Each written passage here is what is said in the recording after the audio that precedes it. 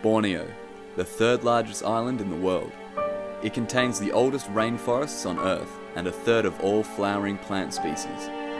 Borneo is home to many animals, some of which are found nowhere else. It is one of the few remaining habitats for animals such as the orangutan. From the year 2007 to 2010, over 120 new species were discovered here, and many more are still waiting to be found. Borneo contains some of the most unexplored and untouched jungles on the planet. My name's Adam Thorn. I'm an animal biologist and an expert in the field. I'm in a town in North Borneo, getting ready to start my journey for an animal so elusive and so bizarre, most people wouldn't even know it existed. Imagine a creature with the prehensile tail of a monkey, the claws of a cat, and the head of a bear. I'm in search of the bearcat.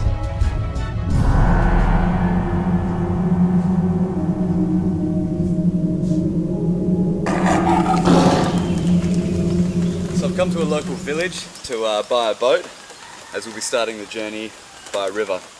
Now this is the boat, it's maybe 10 foot long, which kind of concerns me because some of the saltwater crocodiles in the river can be well bigger than this boat. And especially when your oar is a common garden rake. But it'll do. You need to make do with what you can get, especially in a place like this where resources are very limited. So let's get this guy on the water. In dense jungle and rainforests like those in Borneo, often the quickest and most efficient way to travel is by water.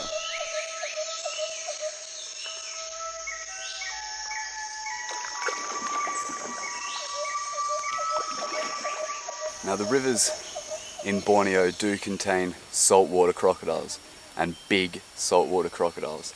And we've seen a few on the bank and one in the water over there. And I'm in a pretty small boat, and saltwater crocodiles can exceed 5.5 to 6 meters.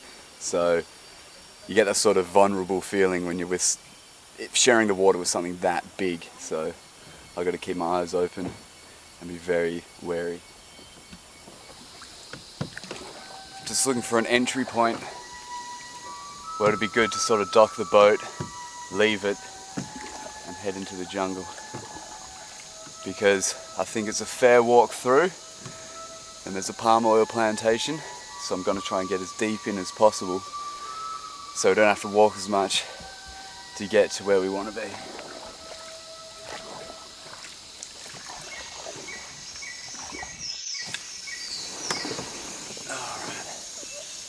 Well, looks like the river's come to a dead end, so it's all by foot from now on. Through this section of the jungle, we got to walk through a palm oil plantation, and from there on, it's all jungle, and we can start our search for the bearcat.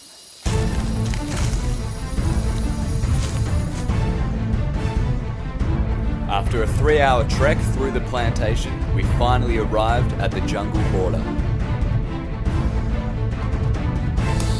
We've just walked through an entire palm oil plantation, and this is the border where the plantation ends and the jungle begins. So we're going to hike 2 days out into the jungle.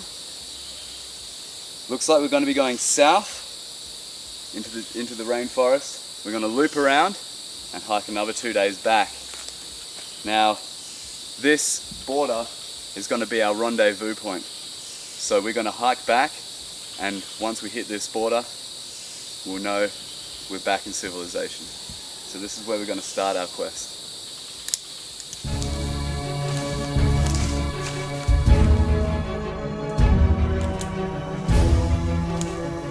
We only have 4 days to find the bearcat and reach our rendezvous point. From there, transport will be waiting to take us back to civilization. Bearcats are massive fans of figs. So if I can find a fig tree, hopefully I can find the bearcat. Bearcats are also commonly known as the binturong, and they're the largest member of the civet family.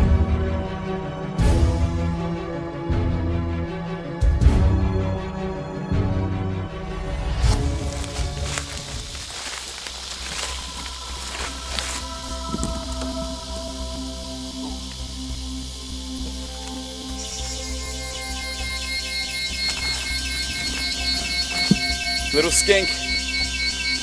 These dead and decaying logs are perfect homes for reptiles. They stay humid and they're sheltered from predators. And you have skinks like this guy living in them. He's actually a really nice looking skink. He's got blue on his neck, yellow belly. Cool little skink. Alright, let's settle down. Oh, we'll pop him back.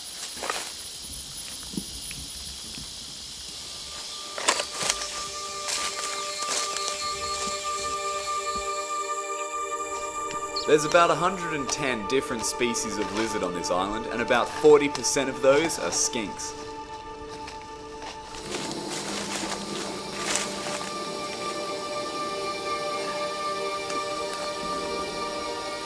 Another little skink. Bloody everywhere. Oh, off you go. The leaf litter here is crawling with insects, and some of these bugs I've never seen before in my life.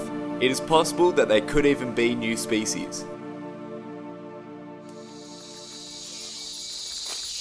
at the size of that tree. When a tree falls down in the forest, eventually it decays. And when it decays, it creates habitat for hundreds of organisms which live on the jungle floor. This is another thing why rainforests and jungles can be quite dangerous. Because trees just fall down. Bang, and you can hear them a mile away, sound like a shotgun going off. But with a fallen tree like this, it creates a diverse range of new life. When there's a gap missing in the canopy, that allows sunlight to penetrate into the jungle floor, which allows life to just thrive. So on this fallen tree alone, you can even see there's plants growing off it, even new trees growing off it, and all around it as well. It's definitely a circle of life factor that's very evident in fallen down trees. It's pretty cool.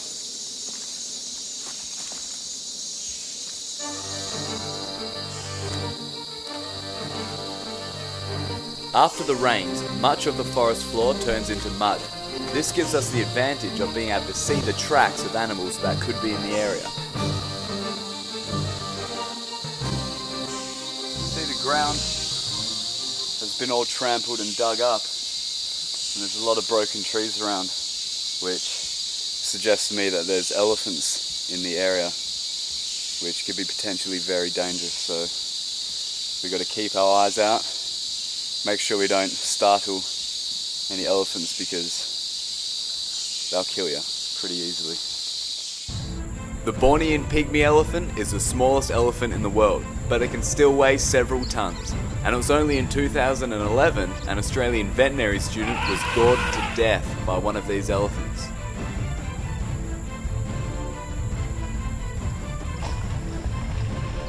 It's difficult to search the trees for the binturong, but also you got to focus on the floor, because there's so much stuff crawling on the floor that could possibly harm me, as well as in the trees. Just wish I had another set of eyes. This is a coral snake, a Malaysian blue coral snake. And this is the Bornean subspecies, Tetratania. And they're very distinguishable by the bright red heads and the bright red tails. And look at the belly, bright red.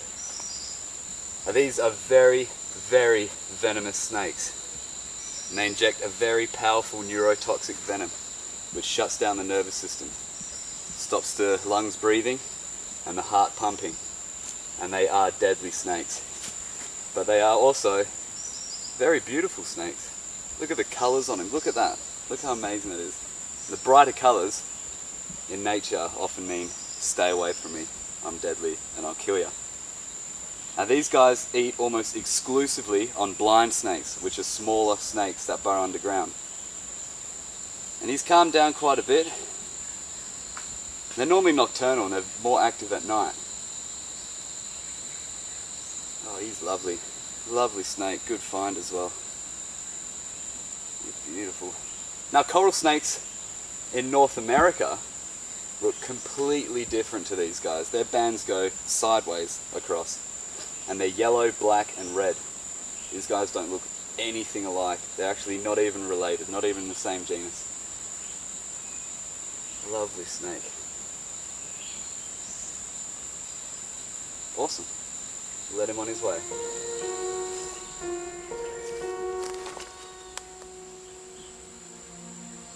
Coral snakes possess more toxic venom than a cobra and should be treated with extreme caution. Being in such a remote location with no help for miles, a bite from one of these snakes would probably result in death. Jungles are always full of setbacks, and even the little things can cause delays in progress. Now you gotta watch out for these things. They don't look like much, but look what happens. Bang, stuck straight in your skin. Look at that. They're like fishing hooks. And they get caught in your clothes and your hair, and there's just tiny little teeth that are razor sharp. And they're the most annoyingest thing when you're trying to get through the jungle, because look, they just attach to everything. Man, they're annoying. You really need to be careful where you put your hands, because nearly every plant here comes well equipped, either with spikes, barbs, thorns, or even a resident colony of ants, which can pack a pretty painful bite.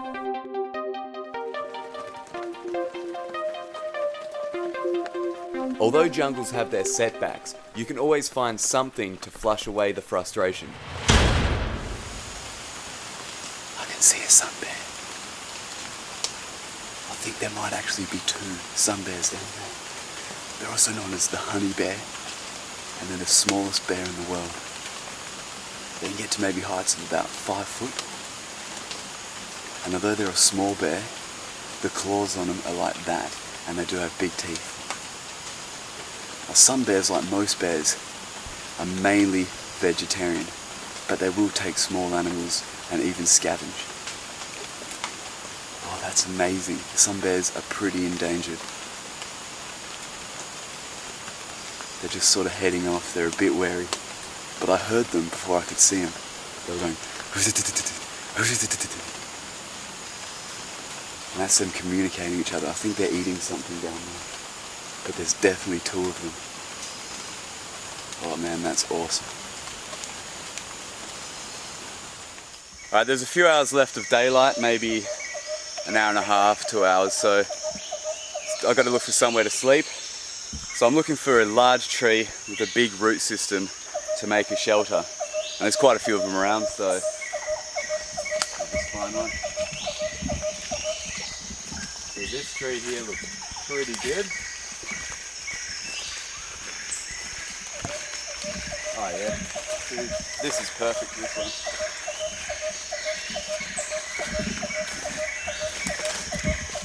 What I want is the gap in between these two big roots. So actually this one looks actually better. So that's where I'll start building my shelter. So I'm going to start by clearing a bit of a space in between these roots. Start with this guy. That can go. All these little things can go. This one will be good as a support beam over the top. So I'll save that one. And you can go, because I'm just going to trip up on you. Alright, so now we're going to start looking for pillars for either side of these roots. And they're going to hold and be the support for the leaves that I'm going to stack on the top.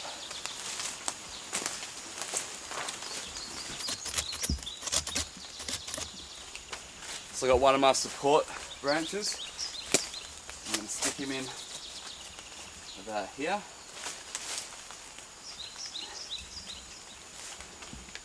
Just putting a split in the top. And then we can have our beams running across. And now I'm going to stack things over and up. And that'll be the roof.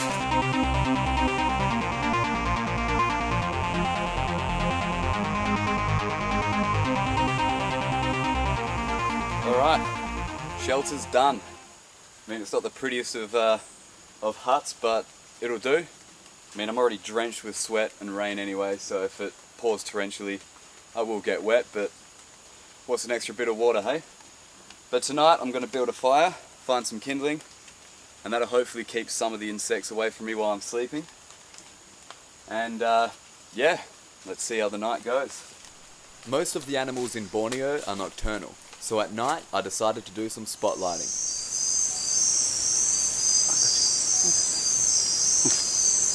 This is a little tree frog. I'm not sure exactly what species it is, but they come out when it gets dark and eat the insects, and after the rains the floor is nearly littered with these guys and other species of frogs. But he's a tree frog, and you can tell because of the pads on his feet and his sort of slender build. He's a lovely frog. We'll pop you back.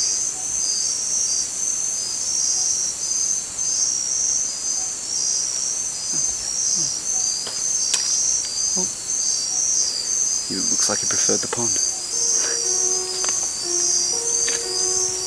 When you're walking through the jungle at night, there's this really creepy feeling that you're being watched from all directions. I mean, you're probably being watched by about a million things, but you can hear like crashing in a tree over there, something walking through the forest over there, and you don't know what it is, and it's very, very eerie.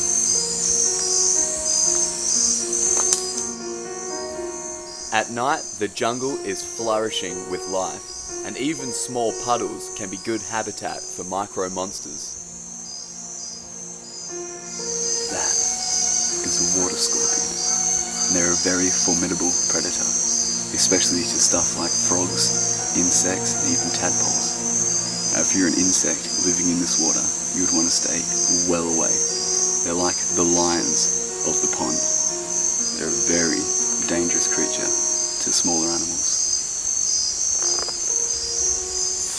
Going through the jungle at night, you need to check every single branch you go through, because there's vipers and other venomous snakes sitting on the branches. Oh, what the hell? Look. That's exactly what I'm talking about. That's exactly what I'm talking about. Not venomous, not dangerous, but he's come off a branch and onto my shoulder. Perfect example.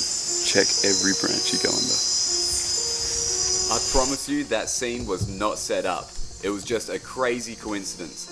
But a perfect example of the animals that are living in these trees and are out at night.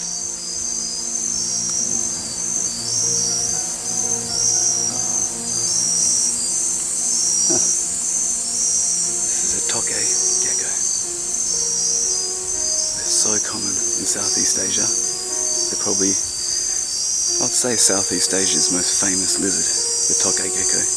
They're called the toke gecko because they go toke, toke. That's how they vocalize. He's just shedding his skin, look at that. Really nice. They'll shed maybe 5 or 6 times a year, and they don't come off all in one like snake skin. It comes off in sort of patches. Yeah, getting a bit defensive. Now, he just dropped his tail, which is a defense mechanism with geckos. I do kind of feel bad when they drop their tails because it's another form of defense they don't have, but nothing in nature's wasted. We'll pop him back.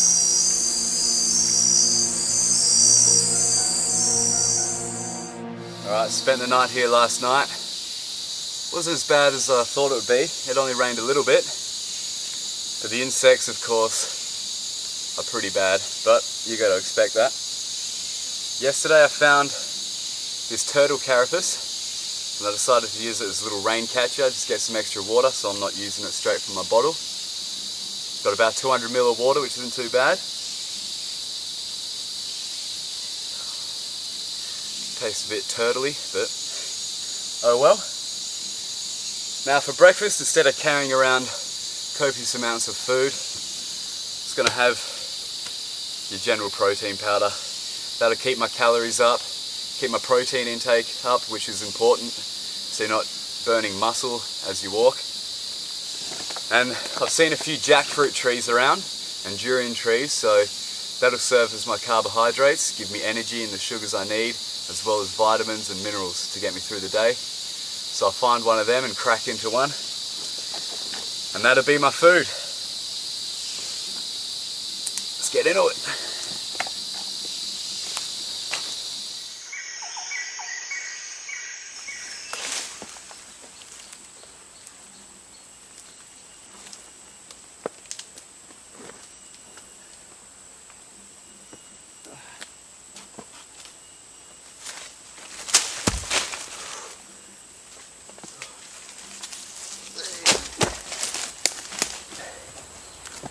Got some lunch. This is a jackfruit, and it's a little bit underripe, but oh well, I'm a bit hungry. So, cut into him.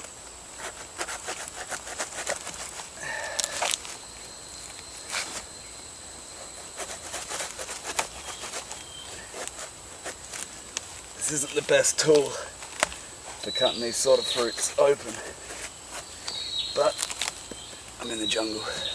I don't really have any choice in the matter.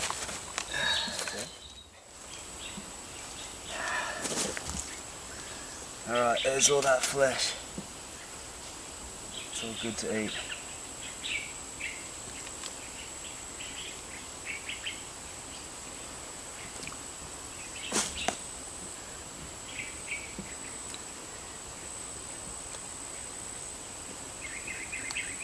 It's not bad, considering it's not ripe.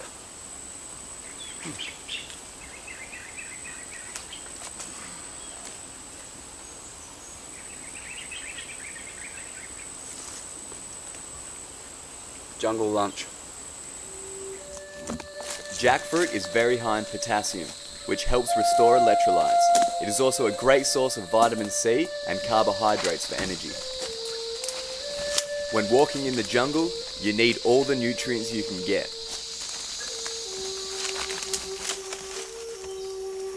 When looking for bearcats, you need to check the trees, because they're mainly an arboreal animal.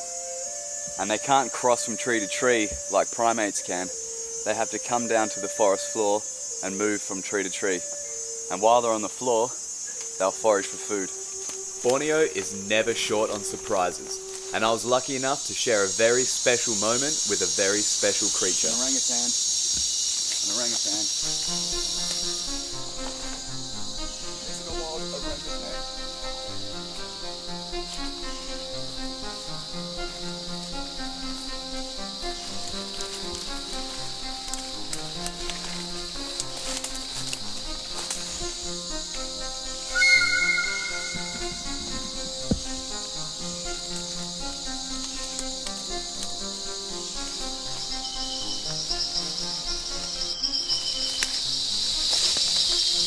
First time seeing an orangutan in the wild.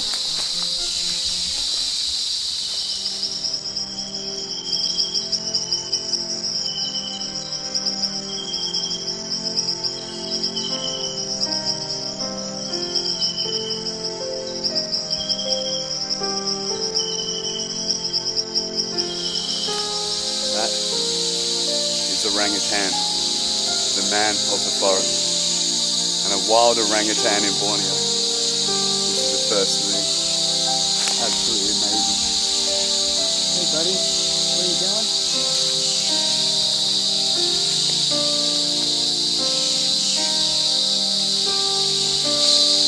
She's a bit wary at the moment, because she's definitely not used to having people around. And I'm not used to having orangutans around, but they are the largest arboreal animal in the world. And she doesn't seem too fussed by me.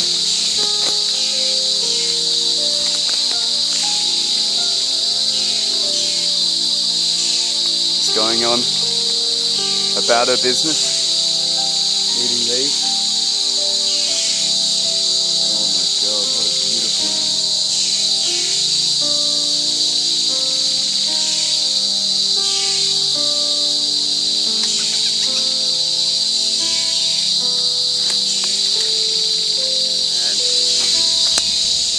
I'm absolutely stoked. Just seeing an orangutan, which probably will be extinct within my lifetime, and seeing one in the wild, it's just giving me goosebumps. I'm absolutely speechless. I don't know what to say. It's absolutely amazing. I mean, to see an animal that much like us and that big just passing through the forest within a metre of you, it's absolutely invigorating. It's just made my day. Orangutans are only found on 2 places on Earth, Sumatra and Borneo, and in the last 50 years, over half of the Bornean orangutan population has been wiped out. Borneo is home to more tree-dwelling animals than anywhere else on Earth. A huge amount of animals here are arboreal, which means they live in trees. Perfect example, a temple pit viper.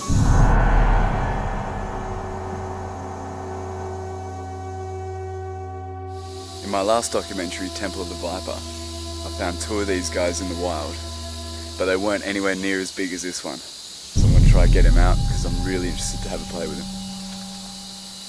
I'll probably just have to shake him out of the tree.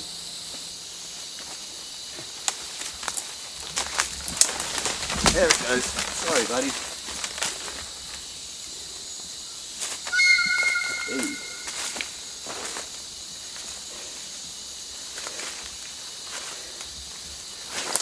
Whoa.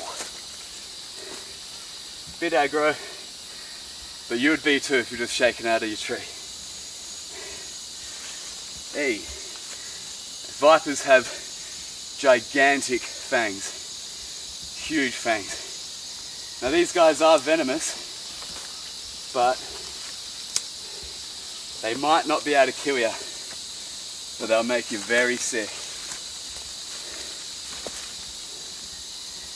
And they're very fast striking snakes, as you can see.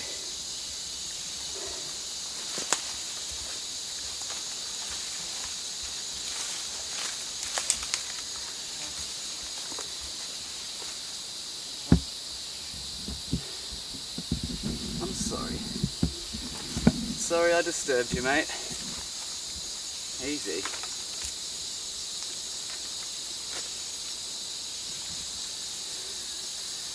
There he is. He's a big one. Very fat one. Healthy. Oh, he's beautiful. Now, if you saw my last documentary, Temple of the Viper, you'll notice the difference in coloration between these ones and the ones in Penang. These ones are much more green. Whoa, he is a heavy, heavy viper. Tropidolamus wagleri. It's the scientific name of these guys. Oh, cool.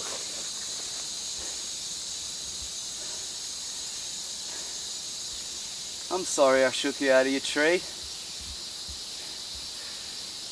The more people get to know about animals like this, the more they'll understand and respect them. So although I've disturbed them for a few minutes, if I can educate people and show them how beautiful they are, you know, it might stop one being killed in the future.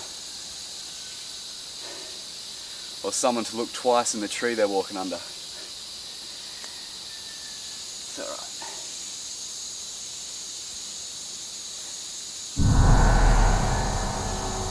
Let him on his way.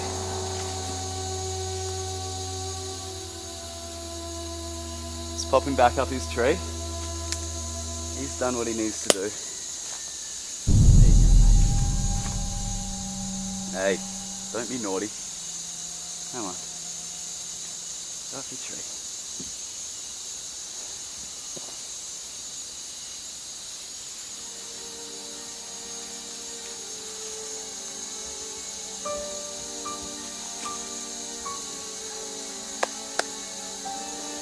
See ya.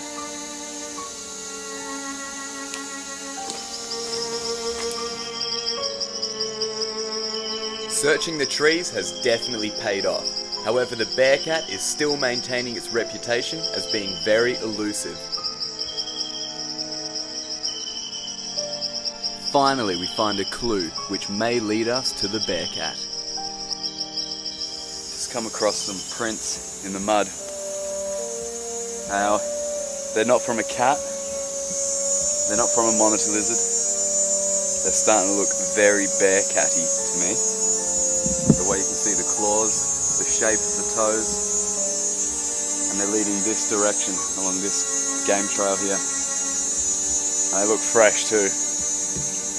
So hopefully we can track him down. But it's going to be pretty difficult in this dense jungle.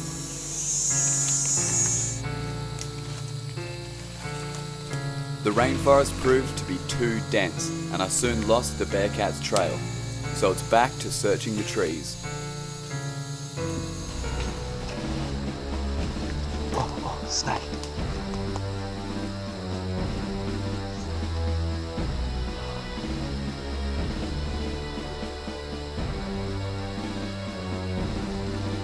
This is a kill-bellied whip snake. Now, they're not toxically venomous to people, but they are mildly venomous. They're what's called a culebrid, which means back-fanged. So their fangs are at the back of their mouth. Now, these guys are diurnal, which means they're active during the day. And he'll feed on skinks, geckos, small frogs, anything that'll fit in his mouth pretty much. He's amazing. They're also called vine snakes, because a lot of the times they just look like a vine in the tree. And one of their defense mechanisms is they'll poke their tongue out and keep it straight. Beautiful snake. If he bit me, it might feel like a bee sting or something like that, something similar. But they've also got scent glands in their cloaca, and he's just stunk me out. But can you blame him, really? It's bedtime for you, mate. Awesome.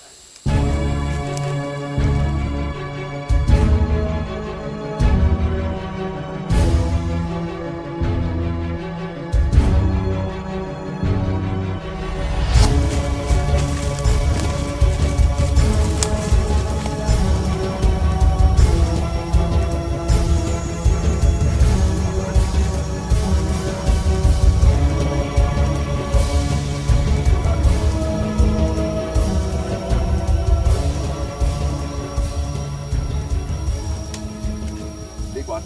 Well, nowhere near as big as they can get. Whoa, this is a reticulated python. The longest species of snake in the world. Whoa, whoa, whoa.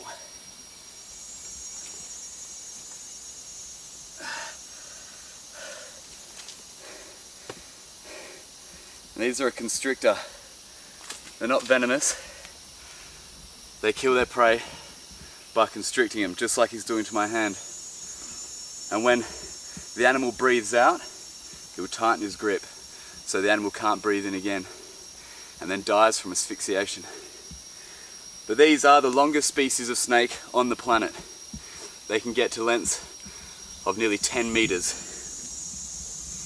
And they're beautiful snakes. They're called the reticulated python because these netting-like patterns on their body.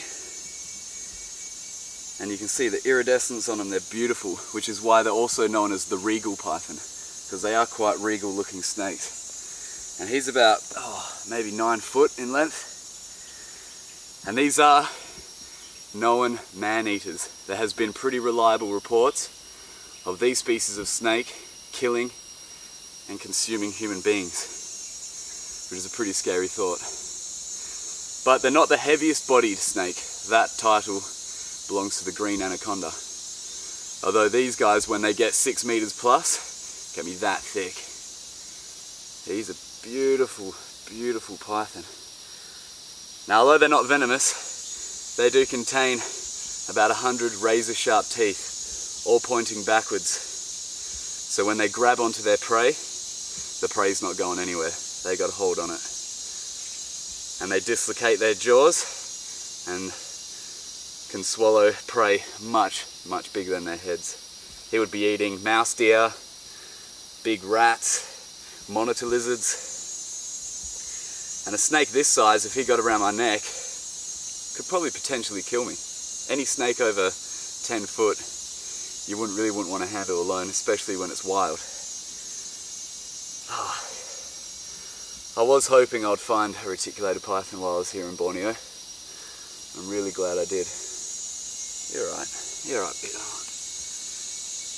Where they go? Come on.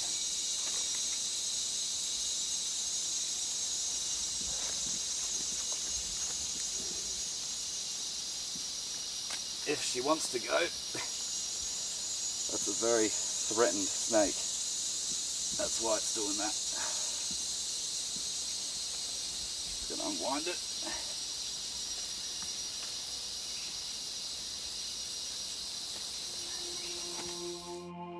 As of 2013, the largest reticulated python in captivity is Medusa. She's nearly 26 feet long and weighs 160 kilograms. Reticulated pythons are fantastic swimmers, and they've been found far out at sea. This ability to swim so well has helped these snakes colonize many islands, especially around the Indonesian archipelago.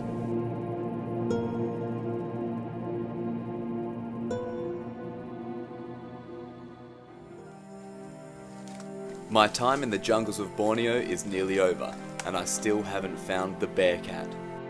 Although the bearcat has managed to remain hidden from me, I still have found amazing animals on this journey, and I've had experiences that I'll remember for the rest of my life.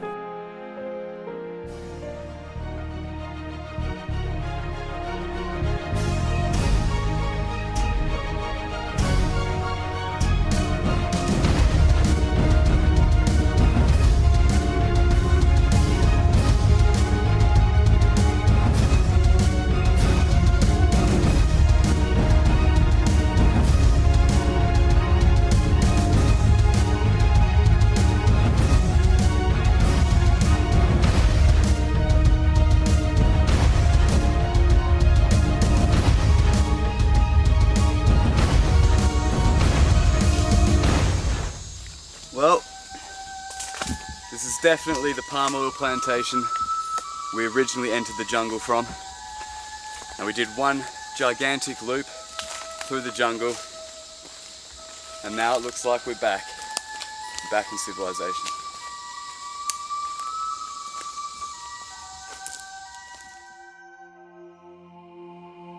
As our driver is taking us to the airport, we get news that a nearby wildlife facility has captured a bearcat and is holding it in captivity.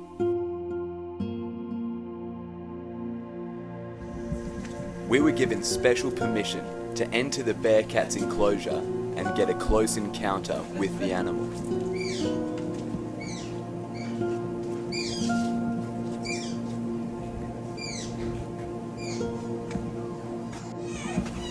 So this is the bearcat. The binturong.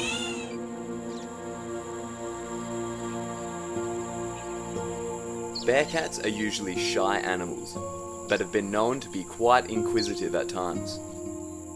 She seems to be just as curious about me as I am of her.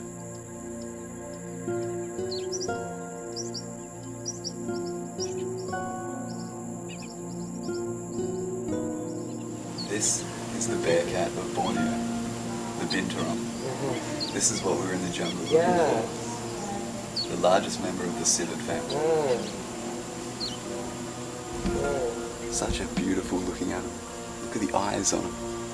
They've almost got like an otter body with long shaggy hair. And that head does look very bear-like, and you can see why they're called the bearcat. And those footprints we saw in the mud while we were in the jungle definitely matches the feet he's got. Those big claws, just the sheer size of them. And they get bigger than this. This is a female. Males get a lot bigger, up to 25 kilograms, about 50 pounds. and they can reach over 5 feet in length. And that huffing and puffing he's doing is trying to warn me off. He's not very happy, he feels kind of cornered.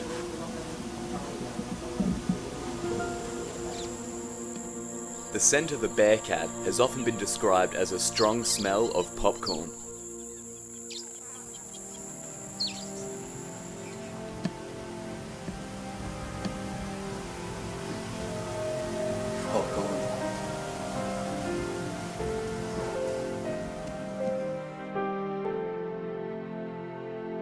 Although I didn't find a bearcat in the wild, I still felt so privileged to be able to spend some time with such an amazing and bizarre creature.